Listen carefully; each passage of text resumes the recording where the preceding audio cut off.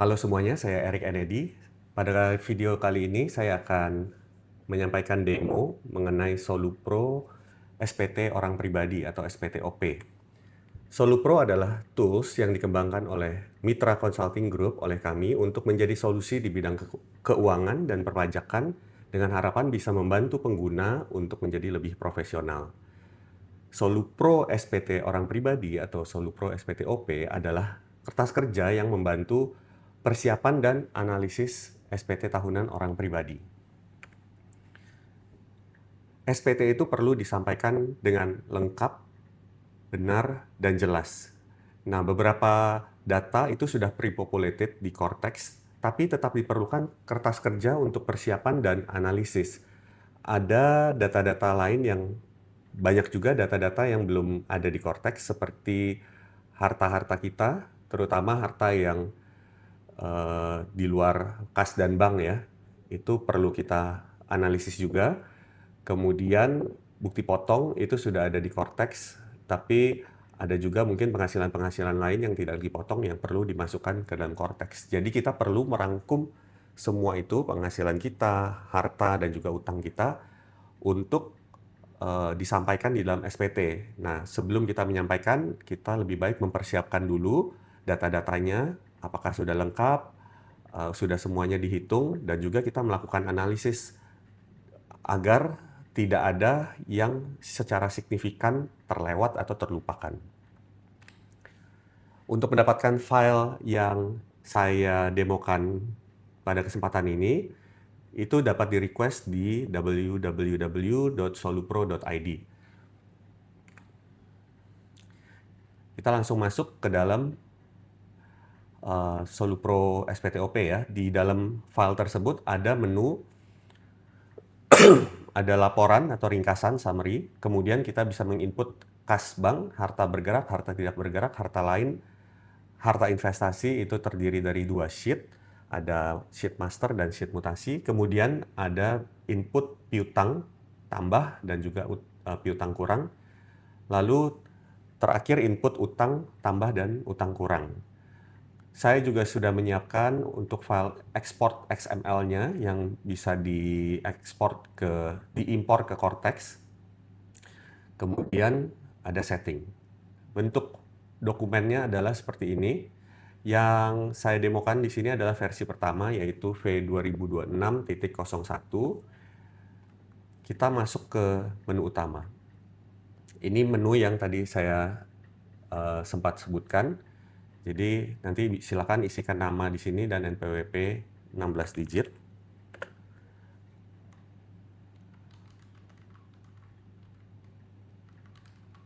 Contoh saja ya. Nah, kita bisa masuk ke menu summary, penghasilan, input ya, kemudian harta, dan seterusnya. Kita mulai dari penghasilan, jadi kita klik di sini. Ini adalah tampilannya. Oke. Untuk penghasilan yang sudah tersedia di template versi ini adalah untuk gaji, pekerjaan bebas, usaha UMKM, usaha non-UMKM, atau maksudnya menggunakan norma, usaha yang menggunakan norma, lalu sewa tanah bangunan, sewa harta selain tanah bangunan, dividen baik dikenakan PPh ataupun bebas PPh, kemudian pendapatan bunga, pinjaman ya, lalu penghasilan lainnya. Nah, kalau ada penghasilan lain nanti yang masih belum tercakup, bisa masuk ke dalam menu setting, 99 setting, lalu nanti input nama singkatnya, pilih jenis penghasilan, nanti akan secara otomatis ada perkiraan PPh, tapi nanti kita bisa masukkan perkiraan PPh secara spesifik, kita input manual. Nanti kemudian kalau sistem warning itu catatan sebagai reminder, kita lihat contohnya. Jadi kita masuk ke menu utama, kita masuk ke setting ya, setting jenis penghasilan, 99 setting. Nah, oke, saya mulai dari kiri dulu. Ini setting tahun saya sudah siapkan sampai dengan 2030. Nah, misalkan ada penghasilan yang belum masuk dalam list ini. Katakan penghasilan lain tapi final ya. Kita tinggal klik tambah, kita isikan penghasilan lain final. Ini harus unik ya supaya tidak error nanti waktu dipanggil. Nah, kita drop down, itu dia jenisnya penghasilan lain. Ini akan memanggil kode ya. Jadi kode objek pajak untuk penghasilan lain itu nanti dipanggil, kemudian kalau yang sudah saya setting itu sebagai tidak final, tapi barangkali ada yang secara spesifik diatur, jadi dia penghasilan lain tapi kenanya final, silakan bisa saja. Jadi nanti kita isi di sini final. Oke, saya undo dulu karena itu sebagai contoh. Nah, kita kembali ke menu penghasilan.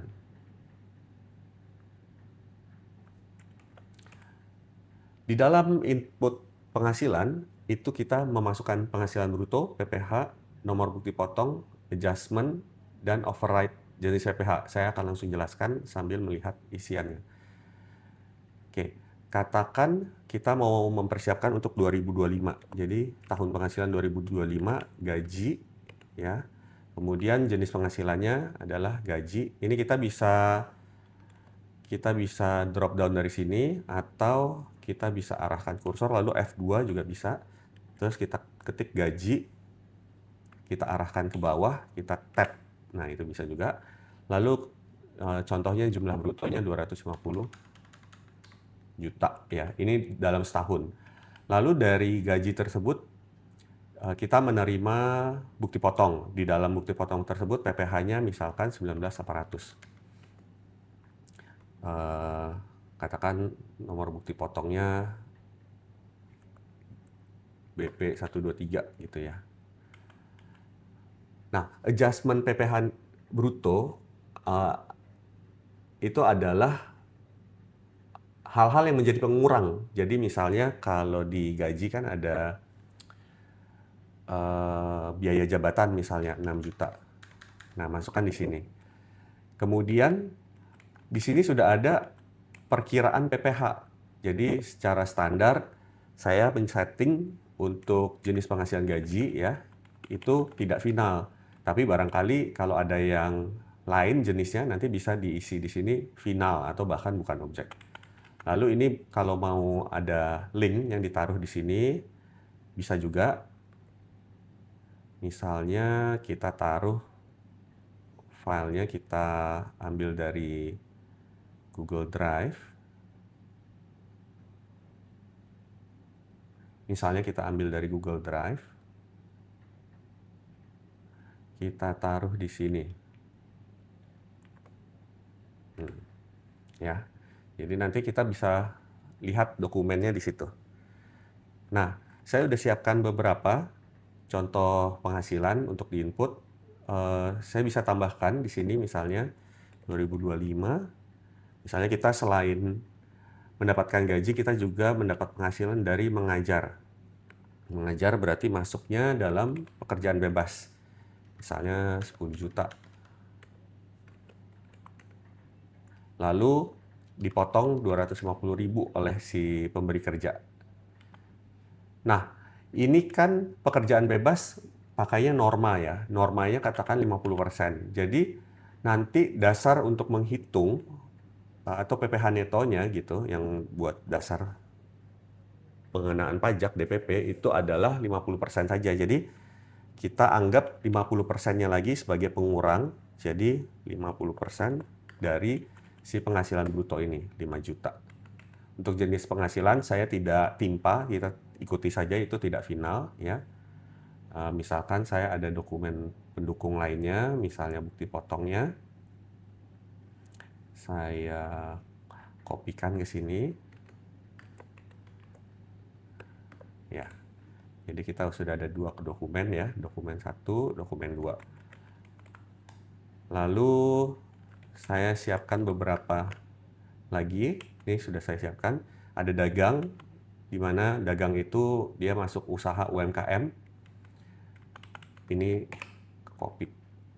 Kemudian ada sewa tanah bangunan, dan ada juga dividen diinvestasikan. Jadi dia bebas PPh.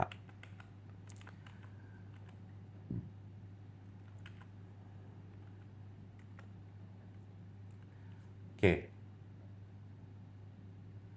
Selanjutnya, ini contoh penghasilannya yang kita sudah inputkan. Setelah itu kita masuk ke input harta. Kita kembali ke menu utama, kita masuk ke input kas bank dulu ya. Nah, input harta itu ada beberapa sheet untuk menginput. Jadi masing-masing kelompok aset itu ada sheet-nya. Ada kas bank, investasi, piutang, harta bergerak, harta tidak bergerak, dan juga harta lain.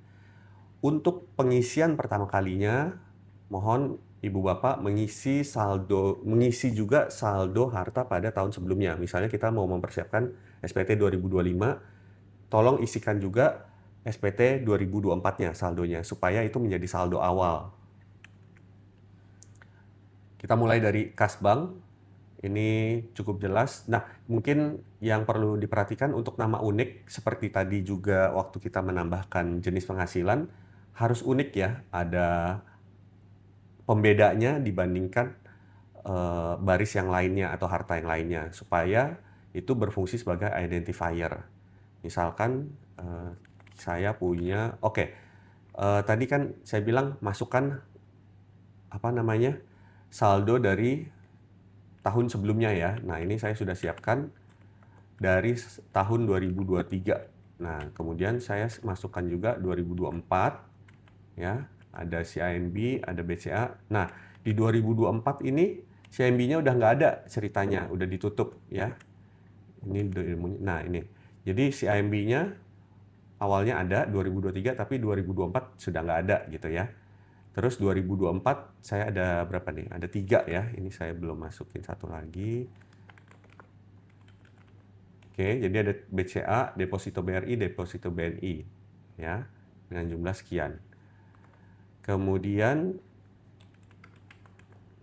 di tahun yang sekarang ya, karena kita mau menyiapkan 2025, itu berarti kita masukkan juga saldo untuk akhir tahun 2025. Jadi kolom akhir tahun yang di kolom B ini adalah maksudnya ini saldo akhir tahun berapa? Akhir tahun 2025 gitu. Berarti ini diisi 2025. Nah, yang ini informasi silakan disesuaikan. Nah, tahun perolehan nanti bisa disesuaikan juga. Biasanya kalau bank, nih seperti BCA, banknya itu kita mengikuti tahun perolehan tahun berjalan. Kalau deposito, karena ini BRI-nya BRI dari tahun lalu, tahun perolehannya saya isikan 2024. Kira-kira seperti itu. Lalu ini ya, secara ringkasan, jadi ada deposito yang dicairkan, ada tabungan yang tutup akun tapi di tahun lalu. Nanti kita lihat apakah dia masuk atau enggak di 2025. Nah, totalnya adalah 2024 35 juta, 2025 100 juta. Ada increase penambahan 65 juta. Oke, kita coba lihat. Kita masuk ke ringkasan, kita coba. Nah, ringkasannya sudah masuk tadi ya, benar ya. 35 juta dan 100 juta. Ya. Kita bisa kembali ke sini untuk input lagi. Nah, saya lupa kasih lihat tadi. Untuk penghasilan juga sudah masuk langsung di dalam rekap. Jadi tadi ada penghasilan gaji, mengajar juga masuk di sini ya. Tapi di sini sudah net. Jadi sudah dikurangi, kan harusnya gaji 250 ya kan, kemudian dikurangi 6 berarti kan 244. Lalu yang mengajar 10 juta tapi dikurangin 5 juta, berarti tinggal 5 juta lagi ya. Nah, gaji 244 tambah mengajar 5 juta, yang netonya jadi 249. Sedangkan yang final itu dari dagang karena UMKM 0,5% dan juga sewa tanah 30 juta. Jadi 45, dan yang 17,5-nya adalah dividen yang diinvestasikan, jadi dia bebas PPh. Oke. Kita lanjut ke input selanjutnya, investasi. Nah, investasi itu terdiri dari 2 sheet, ada masternya dan ada mutasinya. Yang pertama master. Master ini sama, harus ada nama unik sebagai identifier. Saya sudah siapkan datanya, misalkan seperti ini. Misalnya kita ada saham di bursa dengan brokernya di iPod misalkan ya, platform yang digunakan. Itu sudah sejak 2023. Kemudian di 2024 kita ada unit link, misalkan di Prudential gitu katakan saja. Lalu ada akun kripto tahun 2025. Lalu kita juga punya saham yang kita peroleh 2023, 2024, dan 2025 ya. Sorry ini belum urut tahun. Nah, tapi ini hanya master saja, jadi belum bicara mengenai mutasi. Sedangkan mutasinya sendiri nanti ada di sheet sebelahnya, movement investasi. Nah, di dalam movement investasi ini nanti ada tahun mutasi ya, cukup jelas bahwa itu, oh ini mutasi tahun 2024, mutasi tahun 2025 misalnya. Lalu ada jenisnya, jenis mutasinya, apakah itu beli atau penambahan ya. Lalu ada penjualan atau pengurangan, ada juga mark to market. Mark to market ini sebagai tambahan saja supaya bisa sama dengan statement di misalnya di rekening iPod kita dan lain-lain. Sebetulnya untuk pengenaan pajaknya harusnya ini bukan objek karena masih unrealized. Lalu ada jumlah. Nah, jumlah ini ada dua, jumlah cost itu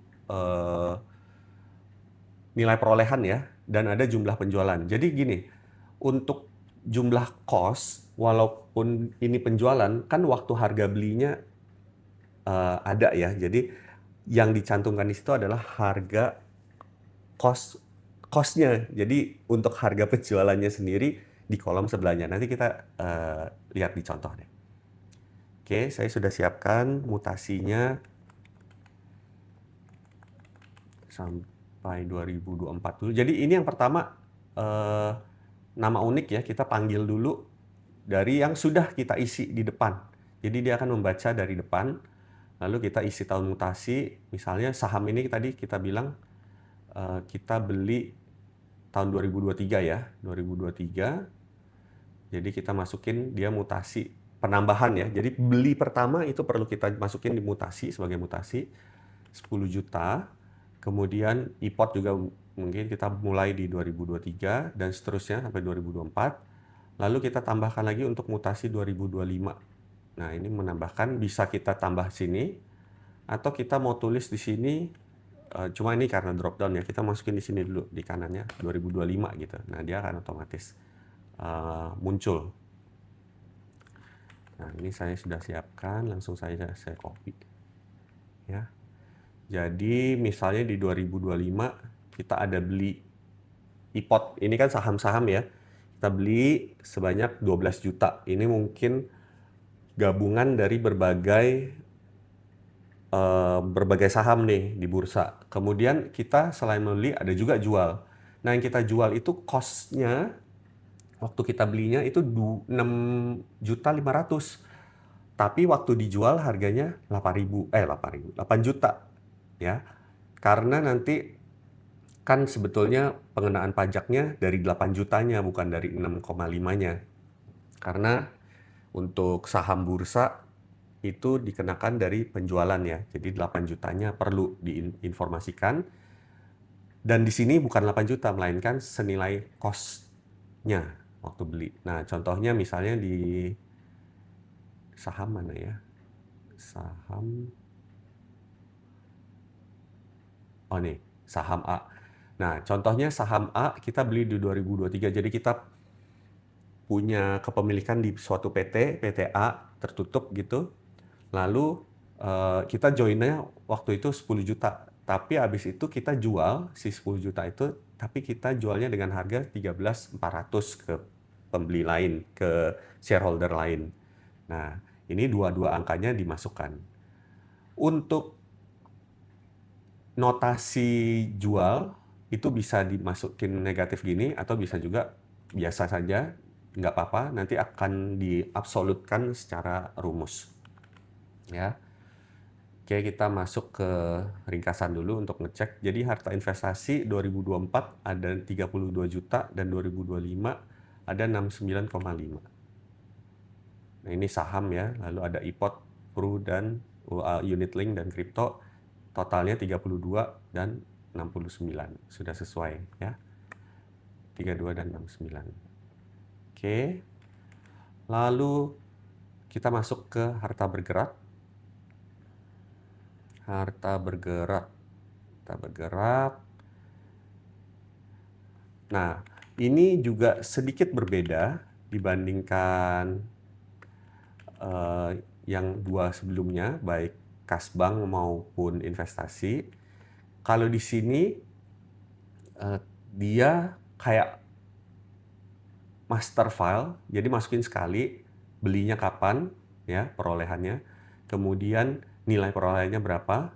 Tapi kalau dijual dia nggak pakai mutasi, tapi langsung di kolom sebelahnya. Misalnya untuk motor 1 yang kita beli 2023, kita jual di 2025 dengan harga. Nah, ini otomatis dia akan menandakan bahwa hey, ini masih kosong, tolong diisi ya, merah. Kita jual dengan harga 12 juta misalnya. Jadi rugi ya, kalau kendaraan bermotor biasanya turun ya nilainya. Jadi kita jual 12 juta, kita tidak lakukan override karena udah sesuai, tidak final. Sehingga pada tahun 2024 totalnya 720 juta, 2025 1,2 miliar. Kita ada pembelian baru, mobil 3 itu kita baru beli di 2025 ya. Ini kita jual di 2025. Oke, kita lihat di ringkasan. Harta bergerak, betul ya, 720 sama 1,2. Kita lanjut lagi ke harta tidak bergerak. Pada prinsipnya sama, saya akan input.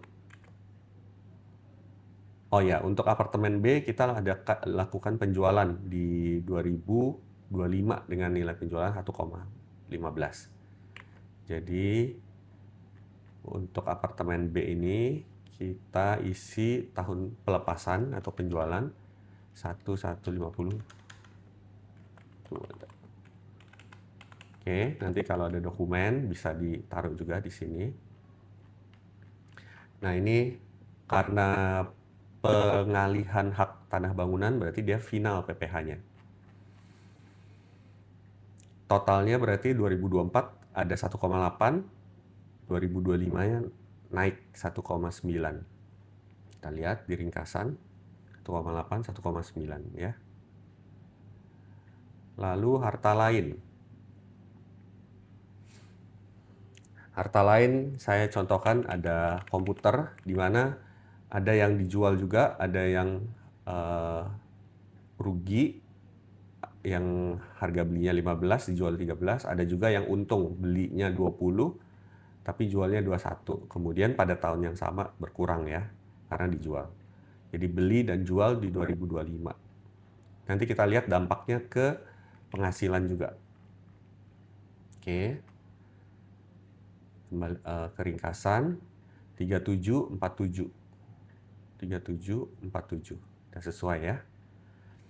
Nah, inilah secara garis besar perbedaan. Tadi saya sempat bilang ini beda jenisnya dengan yang sebelumnya dan segala macam.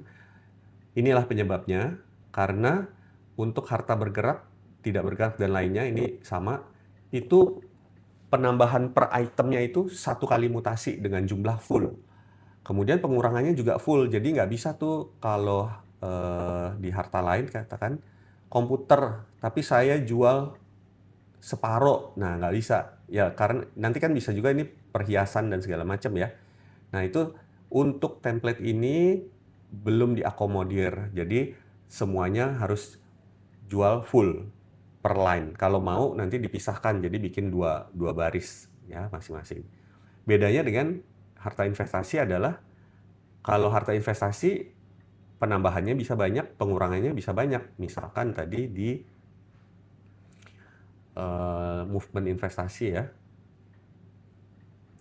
Nah ini kalau misalnya di sini kan kripto saya bilang jual 3 juta dengan harga jual 11 juta. Ini sebetulnya mungkin terdiri dari banyak transaksi. Saya mau jabarin satu-satu. Misalkan kriptonya ada 3 nih jadi nih. Ada 1 juta, 1 juta, 1 juta gitu. Ininya 3 juta, 6 juta, 5 juta. Gini, ini kan totalnya sama ya, 11, ininya 3 juta.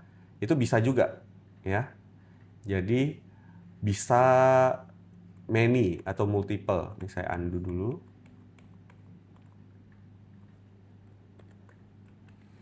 Nah, jadi bisa banyak mutasi, baik penambahan maupun pengurangan.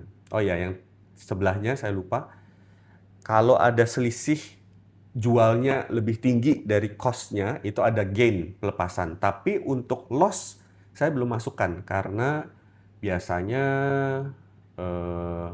ya karena tidak melakukan pembukuan ya, jadi tidak diperhitungkan biasanya sih, dari gain aja dilihatnya. Nah, itu udah disupport dalam versi ini. Lalu kalau piutang, dia penambahannya 1 kali, tapi pengurangannya banyak. Nanti kita lihat ya, piutang seperti itu. Tapi kalau ada gain atau penerimaan piutang lebih besar daripada piutang yang pertama diberikan, itu nggak secara otomatis ada gain, ada bunga gitu ya. Tapi perlu di input manual. Lalu kalau harta kas bank itu tidak entry mutasi bentuknya, dia hanya mengupdate saldo akhir. Makanya penting nanti untuk kas bank dipastikan ini akhir tahunnya sudah sesuai ya. Artinya ini saldo mandiri per akhir tahun 2025. Saldo deposito BNI per akhir tahun 2024. Saldonya berapa? Saldonya yang di kanannya. Seperti itu. Oke. Nah, tadi piutang udah belum ya? Oke, piutang tadi saya belum kasih contoh ya untuk harta piutang. Jadi kita masuk ke penambahan piutang. Katakan kita ada memberikan piutang ke saudara gitu. Ini saya masukkan lainnya atau mau afiliasi juga mungkin bisa. Nah, sebesar 10 juta. Lalu di tahun saya memberikan piutang tersebut di tahun 2024. Lalu di tahun berikutnya, ini sheet yang piutang pengurangan ya, artinya kita terima. Di 2024 dia bayar 3, kemudian tahun 2025-nya dia bayar 8. Berarti total 11 kan? Padahal waktu pertama kita pinjamin itu 10. Nah, makanya ada yang perlu di input manual nih, tadi saya tulis di sini. Perlu input manual, misalnya bunga pinjaman. Jadi, ini kan penghasilan yang udah kita input tadi. Tapi kita belum memasukkan bunga pinjaman. Kita masukin tambahan bunga pinjaman. Kita masuk ke menu utama dulu, kita masuk ke penghasilan. Jadi 2025 kita bilang bunga pinjaman ya. Jenis penghasilannya pendapatan bunga sebesar 1 juta. Kenapa 1 juta? Karena tadi kita pinjaminnya 10, kita terima baliknya 11. Begitu. Lalu utang. Nah, utang kita masukin di penambahan utang. Misalnya kita ada utang kartu kredit di tahun lalu ya, 2024. Kemudian kita tadi ada penambahan aset bergerak nih. Mobil 3 kan kita peroleh 2025 senilai 500 juta. Ternyata dari 500 juta itu 400 jutanya kita berutang di leasing. Pokoknya 400 juta yang kita pinjam. Nah, lalu ada pengurangan. Misalnya untuk kartu kredit 2024 kita bayar di 2025 kan. Tadi kita utang 1 juta, kita bayar 1 juta. Lalu di 2025 juga kita ada cicilan 12 juta. Dari pokok 400 ini kita sudah bayar pokoknya 12 juta. Jadi kita masukkan di situ. Oke. Nah, ini sudah masuk semua. Penghasilan sudah update. Nah, sekarang kita masuk ke dalam penghasilan. Jadi, tadi yang ini kita sudah sempat bahas ya di awal tadi. Lalu ada, nah ini Ini yang pertama tadi kita bahas ya, kita sudah sempat bahas, itu tidak final, yang sisanya ada penghasilan lain tapi sifatnya final, jadi kita tidak perhitungkan di sini. Nah, ada penambahan lain ternyata, karena tadi ada penjualan laptop yang laba ya, yang untung, ada untungnya. Kemudian ada penjualan saham. Sorry, tadi laptopnya. Nah, di sini. Kalau ini 15 ke 13 kan rugi ya. Sorry, ini kebalik kayaknya. Ini laptop berarti beli 20, jual 21. Kemudian investasi saham, beli 10, jual 13. Berarti yang saham yang 3,4 ya. Berarti ini yang saham. Gitu. Oke.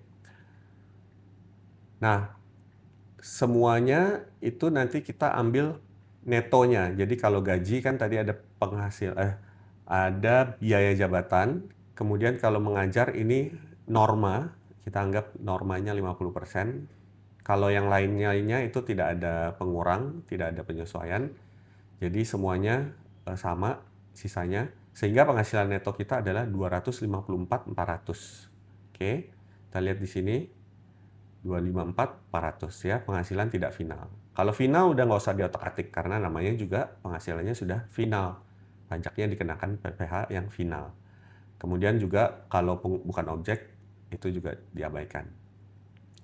Lalu dari penghasilan neto tersebut kan ada yang kita dipotong, sudah dipotong.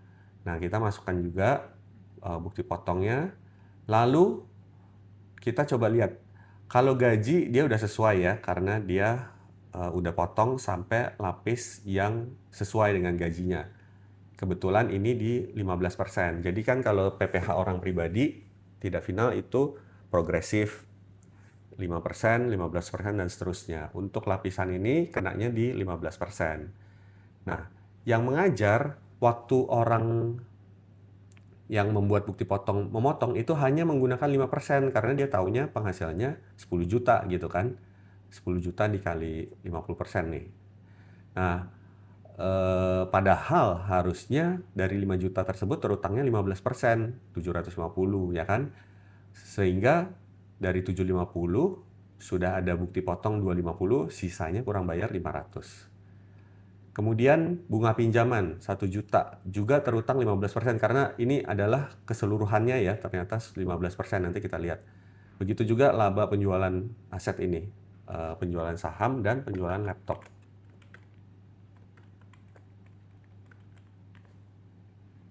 Ya, semuanya kena 15%, jadi kurang bayarnya totalnya adalah 1.310. Oke. Nah, kita lihat di sini. Oh ya, sorry, PTKP-nya saya belum sampaikan ya. Nah, ini saya masih manual dulu, jadi masukin aja PTKP-nya ini K3 ya. K3 72 juta. Nanti ketemu penghasilan kena pajak sudah di round dalam ribuan ke bawah. Lalu ini perhitungan PPh progresifnya. Kan kita punya penghasilan kena pajak 182, 60-nya kena 5%, sisanya yaitu 122 dari 182 kurang 60, itu kenanya 15%. Jadi PPh-nya totalnya 21. Dari 21, kredit pajak tadi yang dari gaji sama mengajar 20, 0, 50, sama ya. Di sini masuk. Dia bacanya dari mana? Dia bacanya dari sini. PPh Bupot ini. Nanti makanya kalau ada komisi sekarang yang banyak dari marketplace segala macam, masukin di sini. Jadi nanti di sini diisi komisi Shopee misalnya. Ya. Itu penghasilan lain misalnya. Nah, nanti masukin nih Bupotnya. Mau dirinci ke bawah boleh, mau di total boleh. Tapi kalau dirinci usahakan ininya uraiannya spesifik ya, misalnya ini Jan gitu. Nanti Feb dan seterusnya. Karena ini sorry, kalau uraian ini nggak usah deng, boleh beda, boleh sama. Kalau yang unik adalah yang ini, nama unik. Oke, lalu kurang bayar ya, jadi kurang bayarnya 1310, 1310, cocok. Oke, Kemudian kita masuk ke analisis. Dari tabel ini kita bisa melihat cash flow-nya. Ini ada catatan untuk cash flow out, itu dianggap pengurang penghasilan bruto yang tadi ada biaya jabatan, kemudian ada norma, itu dianggap sebagai cash flow out. Ya, pendekatan aja sih, bukan persis itu cash flow out. Kemudian PPh yang dipotong juga dianggap sebagai cash flow out. Nah, tujuannya apa? Ada cash flow in sama out.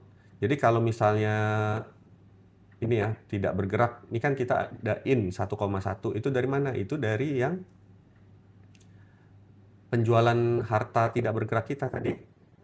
Mana tadi? Nih, aduh. Nih, kan ada penjualan 1,15 ya. Di sininya ada di non gerak. Nih, 2025 1150. Nah, itu akan terbaca sebagai cash flow in karena kan kita terima hasil dari penjualan kita. Di sisi lain ada cash flow out, itu untuk pembelian. Nah, ini kayak harta bergerak, kita beli mobil tadi kan ada 500 juta nih, 500 juta. Nah, itu walaupun pakai apa namanya, ada kreditnya, ada leasingnya, tapi ini untuk keperluan sini, summary ini tetap 500, tapi nanti di sini ada 400 utangnya. Ya, jadi netnya sebetulnya cuman cash out 100. Nah, ini akan masuk ke bawah sehingga kita bisa tahu cash flow net kita adalah positif 400 juta. Lalu untuk kas dan setara kasnya sendiri, tadi kita kembali ke awal. Ya, 35 sama 100 berarti ada delta atau perubahannya, change-nya 65 juta ya. Berarti taksiran biaya hidup secara implisit ya, itu adalah 345 juta. Jadi kan penghasilan kita terima untuk menambah aset atau untuk biaya hidup, antara dua itu. Berarti kalau tadi udah memperhitungkan kenaikan ini, apa namanya, cash flow-nya, kemudian dikurangi dengan perubahan kas tara kas, jadi secara implisit taksiran biaya hidup selama setahunnya adalah sejumlah ini. Nah, untuk per bulannya dibagi 12 bulan sehingga sejumlahnya sekian. Nah, silakan jumlah 2 ini yang menjadi perhatian karena ini adalah kurang bayarnya. Jangan lebih bayar ya kalau bisa. Itu kalau bisa kurang bayar. Jadi jangan saldo negatif, saldonya positif. Kalau lebih itu saldonya negatif dalam kurung. Kemudian yang kedua perlu diperhatikan, taksiran biaya hidup ini kira-kira make sense nggak? Tadi kan saya ambil contoh 72 juta ini PTKP-nya adalah kawin dengan 3 tanggungan. Nah, masuk nggak kira-kira dengan lokasi Anda di mana biaya segini masuk atau enggak?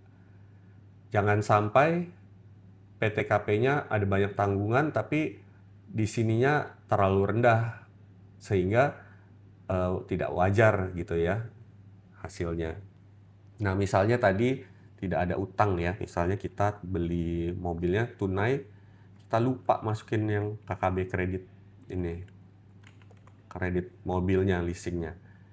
Maka tadi di atas nggak ada ya 400-nya, cuma 500 saja. Nah, jadi minus. Nah, berarti ada yang salah ini. Karena Anda menambah aset, tapi penghasilannya nggak sesuai, kira-kira gitu. Oke, itu yang dapat saya contohkan. Ya, ini adalah cash flow-nya. Mungkin nanti lebih detailnya bisa dilihat-lihat lebih lanjut. Oh ya, sorry, dagang ini tadi kurang pas juga ya, karena namanya dagang harusnya kan ada biaya ya. Jadi dalam memperhitungkan cash flow, kita harus mengestimasi berapa sih biaya harga pokoknya atau biaya cost HPP-nya, COGS-nya gitu. Jadi kita masukin di sini sehingga nanti akan mengurangi ya cash flow out-nya jadi 36050 36050 ini. Oke, yang lainnya sudah sama. Demikian demo singkat yang bisa saya sampaikan. Saran dan masukan nanti silakan sampaikan. Semoga bermanfaat. Terima kasih.